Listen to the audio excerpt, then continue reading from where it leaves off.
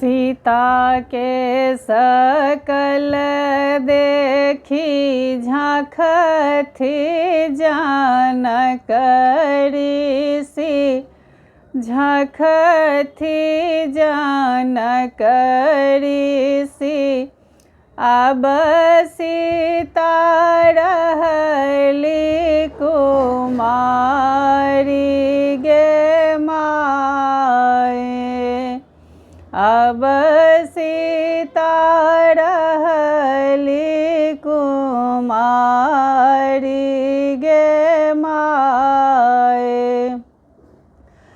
अब वशिष्ठ मुनि दिन माघुराबहु सीता के लगन बड़ोताहुल गे माए। सीता के लगन बड़ोताहुल गे माए। सीता के सकल देखी झाँखथी जानकरी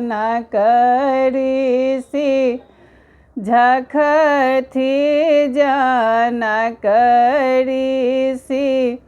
अब सीता रहली कुमारी गे माए। अब सीता रहली कुमारी गे माए। बेट बाजे रहिता बेटी खेली बियाही तहूँ बेटी के बियाह लोने जाई गे माए। बेटी के बियाह लोने जाई गे माए।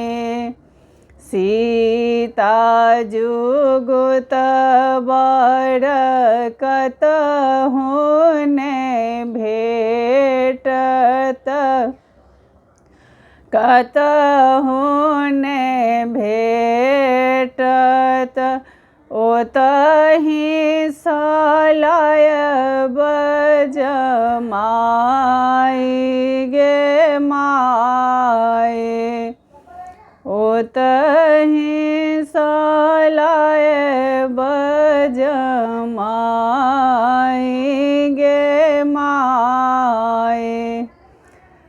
सीता जुगुत बन अवधपुर भेटत ओतहि सलाय बजमाई गे माए। ओतहि सलाय बजमाई गे माए। राजा दशरथ जी के चारि बालक छाने चारि बालक छाने। एक श्यामल तीन गोर गे माए। एक श्यामल तीन गोर गे माए। गोरहि देखी जूनि बोलिहा बाबा श्यामल के मुकुट चढ़ायब गे माए।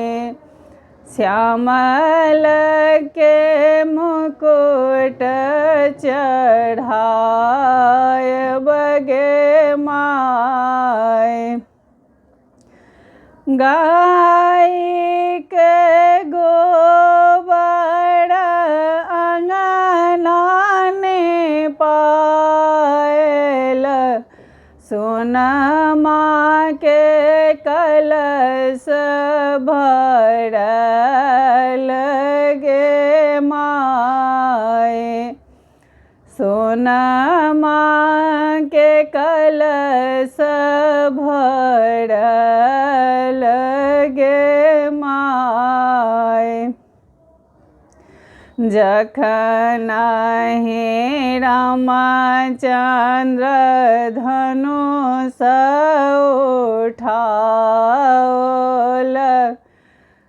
धनुष उठाओल, मची गेल जय जयकार गे माय। मची गेल जय जयकार गे माय। आब बजनिया भैया बाजा बजाबहु, सीता के होए छन बियाह गे माय। सीता के होए छन बियाह गे माय। दान करय लेल बैसलने बाबा, बैसलने बाबा जनक ऋषि।